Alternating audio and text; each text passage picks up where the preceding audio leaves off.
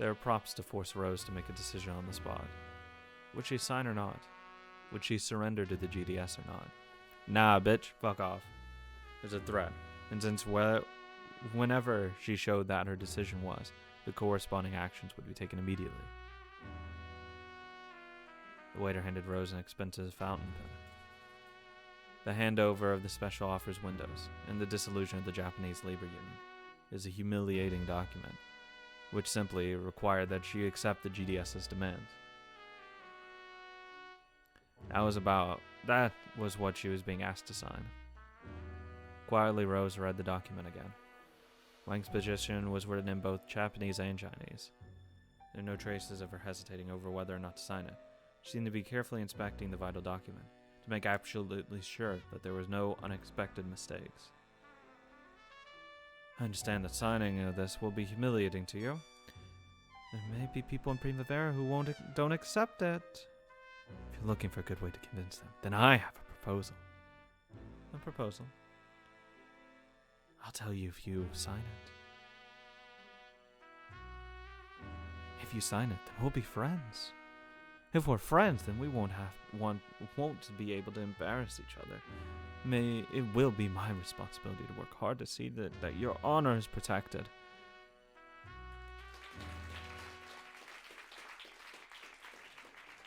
At that moment, the final performance of the Wandering Cats ended and a big applause rang out. No deal. Get the fuck out of here. I hope. Join with me, Madame Rose. With me, and with Little Mai. Oh, and with Win, too, of course.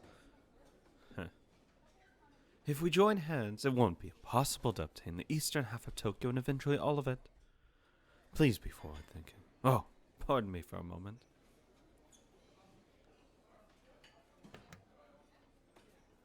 Wang rose from his seat. Then he went up to the stage that was receiving a warm applause and congratulated the band on their superb performance.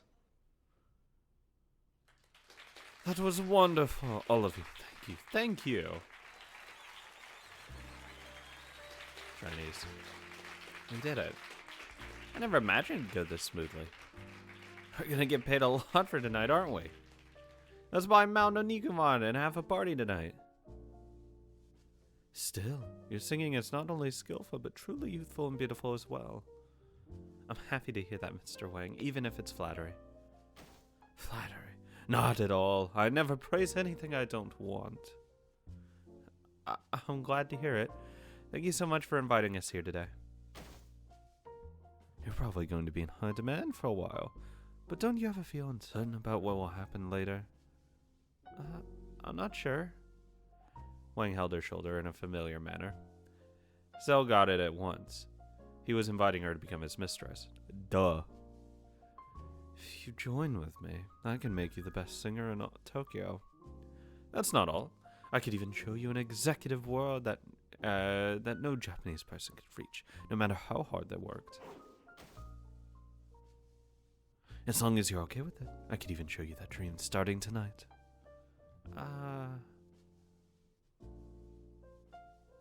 Wang's finger pushed through her long hair, tickling her neck. He drew closer as though about to touch her ear with his lips. Oh, this is going to get really awkward real soon. That moment, his fingers suddenly stopped. That's quite an odd tattoo you have here. There's a fierce gap between Zell's neat appearance and that disturbing butterfly tattoo. Apparently, even Wang was taken aback. Sorry to bother you. No, The two then smiled awkwardly. Wang gave an awkward apology, removed his hand from Zell, and slowly walked away. When Wang tried to leave the stage, he must have been absent-minded, since he stumbled and almost fell over. In that instant, Zell leapt forward and grabbed Wang's arm. She didn't grab his arm because she thought he was in danger. She pulled his arm back as far as it would go.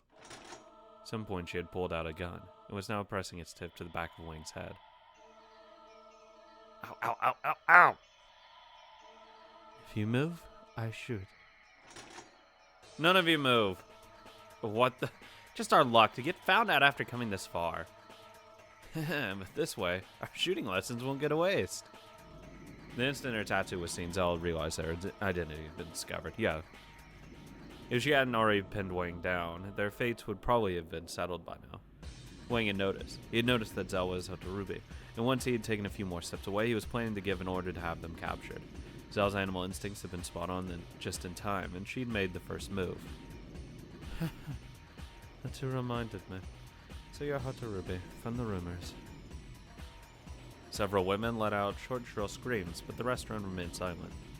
In front of the stage, Zhao was holding Wang down and pointing a gun at him. And surrounding them, pointing guns in all directions, were the wandering dogs. The guards throughout the restaurant silently pulled out their guns in a manner fitting for an executive restaurant, but wouldn't cause a ruckus, and pointed the barrels at them from all sides.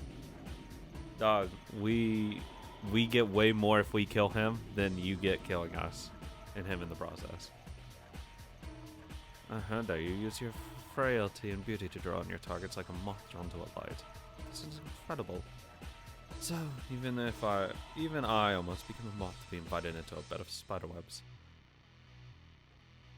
Aren't you the one who started inviting people to bed? It's a pleasure to meet you, Mr. Wang. I hear you've been taking good care of my father. I see, so you came here to rescue your father. Such a brave girl. It's true that he's being held in a room upstairs, but in fact, you can't unlock that room with just a key. You see, there's this special device. There's no need to worry, we've already finished rescuing him. When did you do that? Seems your prized device has grown a bit too famous. That's insane! You shouldn't have had any chance to steal the key from me. There's the clocks chiming, and the guards. My device should have been perfect. Just be quiet, Mr. Wang. Calm down. By the way, shooting me won't change anything. If you shoot me, you'll be riddled with holes in an instant. Yeah, you don't shoot your fucking hostage, you dumb fuck. You gotta get out of the restaurant somehow while we're using him as a hostage. Make way, put your guns down. Don't you care if your boss dies? You can't tell them in Japanese, you gotta say it in Chinese. What are you people standing around for? Wayne was almost unable to stop himself from yelling out loud. Even if they had guns pointed at the enemy's boss, their situation was overwhelmingly bad. No, you need to just, walk away. With him. Start making your way towards the door. Instead of standing around, they needed to fight for every second of time to escape. If the difference of guns on each side grew to be overwhelming, this balance would quickly fall apart. The GDS side understood this as well, so they weren't all that timid about having hostage taken. They pointed their guns without backing off in the slightest, quietly continuing to apply pressure.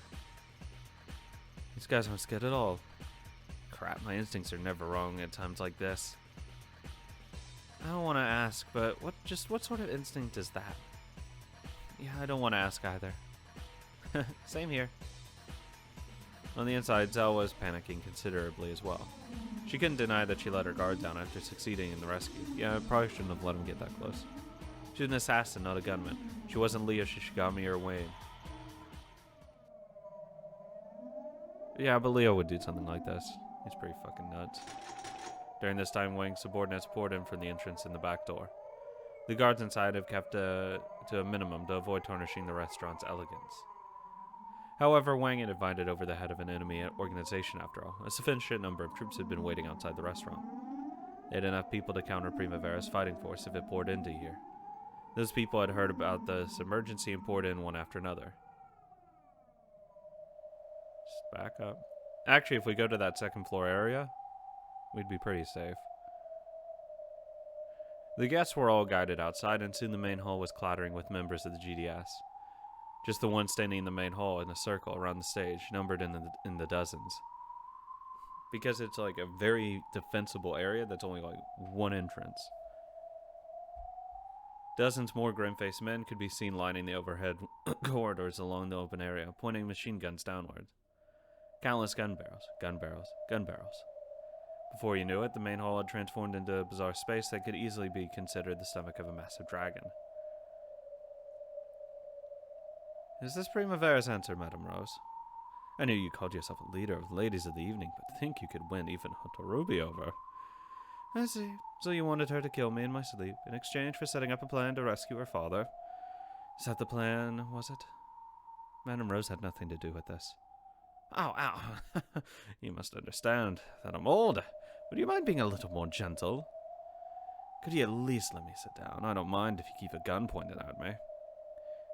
Could I ask you to quiet down a little? So, let me ask as well, Madam Rose. Right now, Wang and I are in the middle of a very important meeting. So could I ask that you return him to his seat? What will we do? If she says so, then we can't disobey. The four of them took Wang, slowly sat down from the stage, and headed towards Wang's seat. Then, just as he'd asked, they sat down, gun still pointed at him.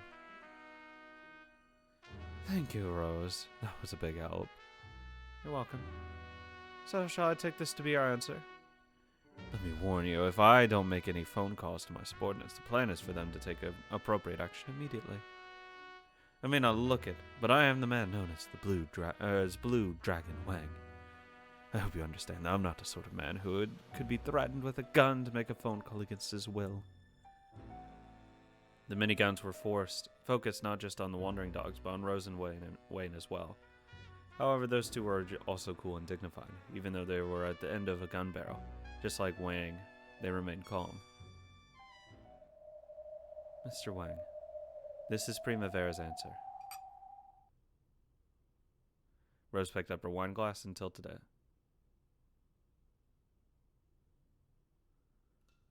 The ruby-colored wine spilled out, staining the document she was being asked to sign red. What a fucking queen. Jesus.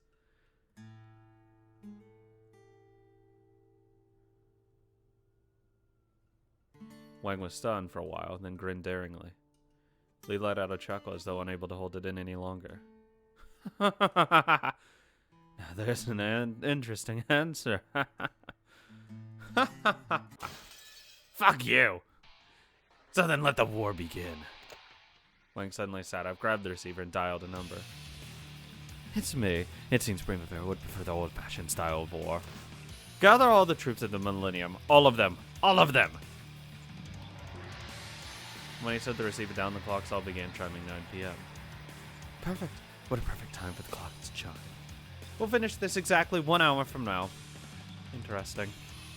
The next time the clocks chime, you really will sign these documents. No, I guarantee you'll be in a situation where you'll be forced to sign. 9 p.m. Wayne gave the order for all his troops to gather at the Millennium. If this feud could be likened to a game of chess or shogi, it was the beginning of an incredibly odd layout. After all, the two gangs who were usually protected in the deepest part of their formations were glaring right at each other head-on right from the start. If this had been a feud against Tyrant Caleb, a gunfight would have probably broken out in his place at once. However, Wang was different. He was a merchant, and he would prefer not to dirty his hands. No, his castle with blood. One after another, cars poured into the area surrounding the Millennium. They'd all been waiting nearby, ready for something like this to happen. Just like in Primavera, Wang's underlings were all fierce fighters who made it through difficult battles. Also, they had prepared for all the contingencies, carrying out more than enough drills to account for the need to quickly strengthen the guard around Wang's castle. Chinese, more Chinese, even more. Allies were efficiently blocked with vehicles. In an instant, Wang's castle became a fortress. How are we gonna leave? There was a rapid response occurring within a few minutes of when Wang set down the receiver. Reinforcements arrived one after another, and their military force grew and grew. Trucks filled with heavy equipment such as machine guns also arrived, and weapons were handed out to the troops who had come as reinforcements. All of this happened in a flash. The efficiency was terrifying. Can I get my phone call? Honored brother, everything is in place. By now, no one can take this castle. Madam Rose, this is my first move. I've strengthened my defense and surrounded you, the king, at the same time. The only problem is the single needle on the inside. Wang favored Zhao and the others. They were pointing guns at him with a confident smile.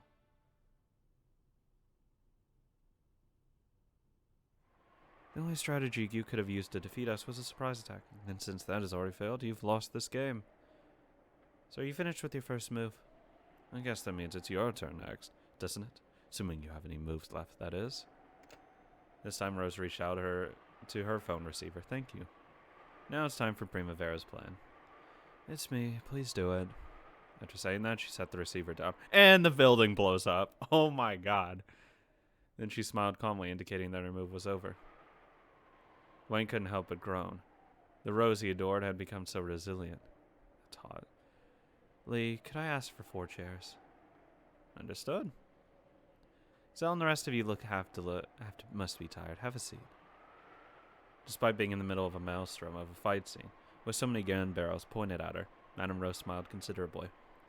Unable to ignore the courage and guts on a whole different level emanating from that smile, Zell and the others gulped reflexively.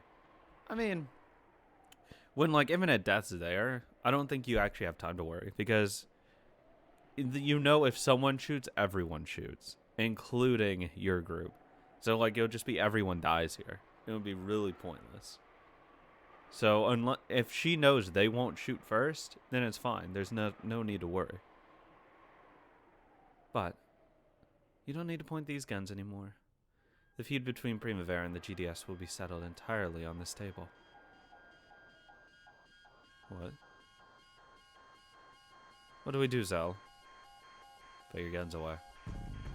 This Madame Rose's fight now. Don't get in the way. Wayne. Yes, boss. Everyone like they said. We don't need the guns anymore. Got it. The wandering dogs put their guns away, but the GDS didn't. Surrounded by this overwhelming air of intimidation, the 4 of them sat in the chairs that had been set up behind Wayne. Well then, let's sit and relax while we wait to see how Rose's move goes. I don't think it'll take long. Oh. Then until then, let's chat a little bit. I want you to tell me something. What's that? You're a woman who picks fights she can win. Madame Rose may not look it, but she is a woman capable of extremely cool calculation. Also, she's braver than anyone. She doesn't hesitate to get her own hands dirty. Yes, she's so brave. And we know that when she challenged Caleb to a fight, she prepared it quite carefully, increasing her chances of victory.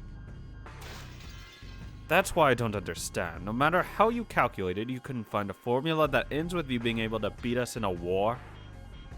Wang is already building up an explosive simulation. Expansive. If you were Primavera, cornered in a situation like this, how would he turn the situation around? Assassinating Caleb, actually? Not even, waiting?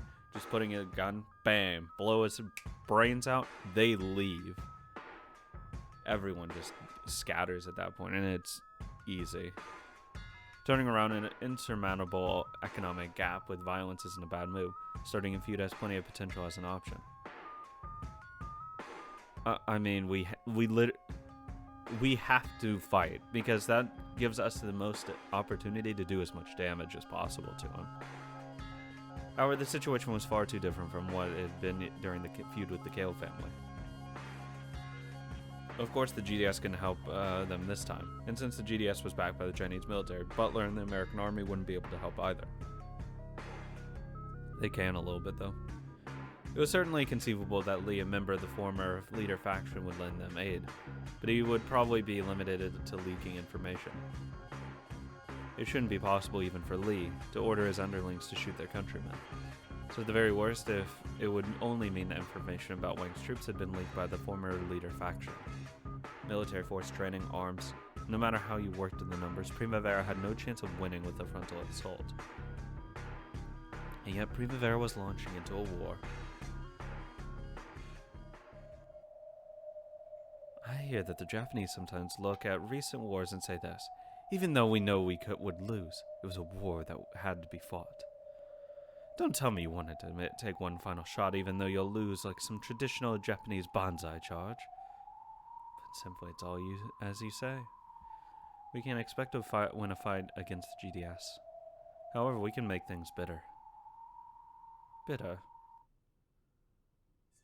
Do you know why spring vegetables are bitter? I hate bitter vegetables. Shut up, idiot.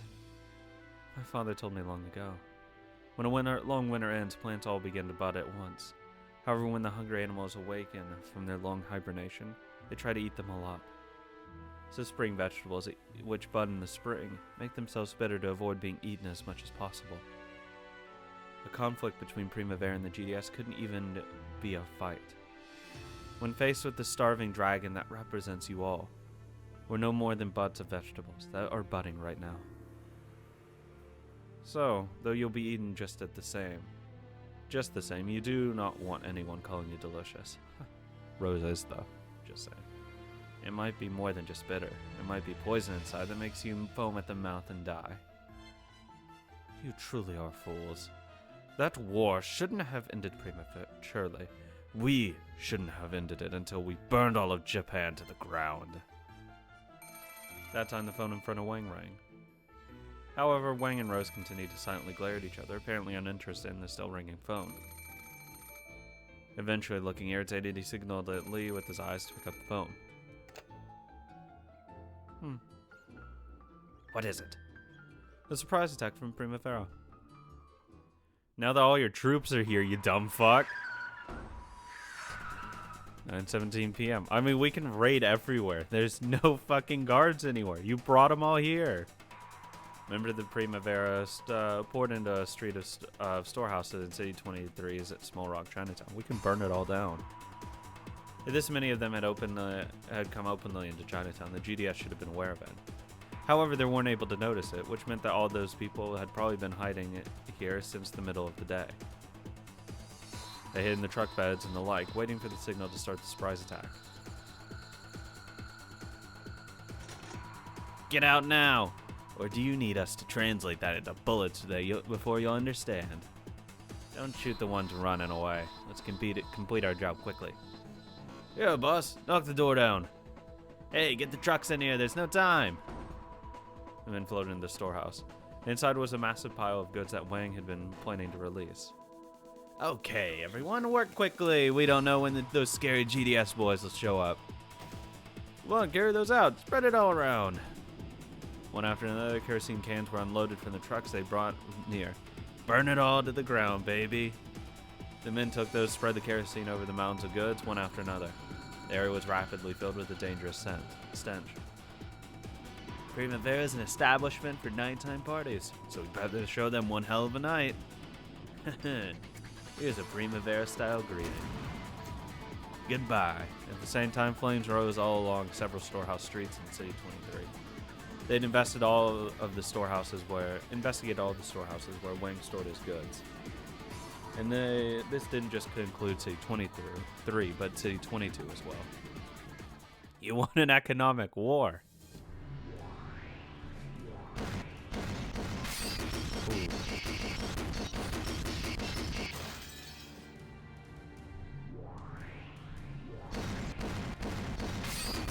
I mean, to be fair though, they're really asking for shit when you say bring all of the troops over here. Like you're limiting your response to what you can feasibly do. Here's Primavera's famous lead pasta. It's on the house. Don't worry about making a scene. Show them what we really are. They're in City 22 or something along those lines.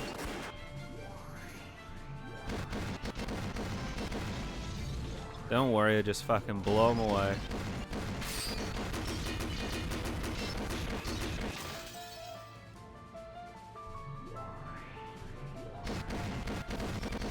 Fucking bathe them in blood.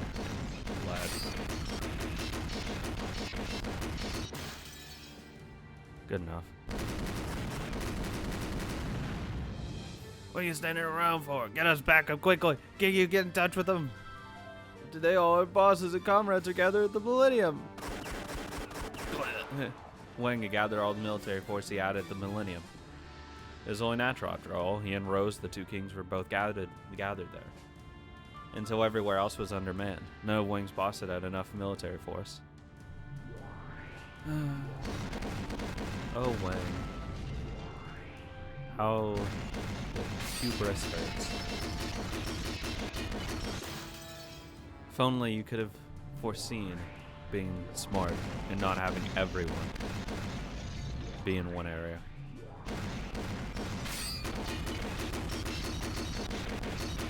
almost like that would hurt you.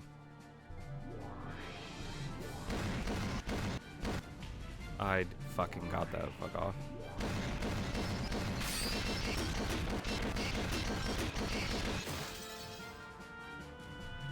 Thank you. I need to fucking catch up now. I fucked up. I need to do more 4s. Keep him bend down best you can. Engineers, bring in the might. We'll give him some extra large fireworks. Dynamite! They're gonna blow this place up! Run! Run! We can't do anything here now. Goodbye. In C-22's storehouse streets, explosions went off one after another, shooting out fire and smoke. The city was wrapped in confusion. Sirens of emergency vehicles rang out. Cyrus and the others walked calmly through the raging fires of the storehouse streets, which were lit by the fierce flames. Ah, what a lovely sight. Now that's a showy fire. Still, with all that miso and soy sauce, can't get enough of that roasted smell. The many Japanese ingredients in the storehouses were burning. The smell of burning miso and soy sauce unconsciously made their faces relax. It's done, boss. It'll make a great signal fire for them. So, Pearl Harbor all over again, huh? Pretty awesome to break stuff like crazy without thinking of the consequences. Yeah, exactly. Good luck next time. If it's Pearl Harbor, you're fucked again. We've heard word from James. He says everything there succeeded. Good work. Never thought James would screw up. Let's pull out. We might go head-to-head with the GDS, but the Chinese military is bad news. This isn't a daytime war. It's a war in the underworld. Let's get out. The men got into cars one after another. The carefully planned simultaneous strikes had burned all of Wayne's storehouses in under 15 minutes. Cripple him. Cyrus was about to get in the car, but then he looked up as though reluctant to go. Crimson flames scorched the night sky. It was a scene that brought nothing to mind but war. Rose and Richard are taking one hell of a gamble. Still, can't say I dislike the picture you're drawing.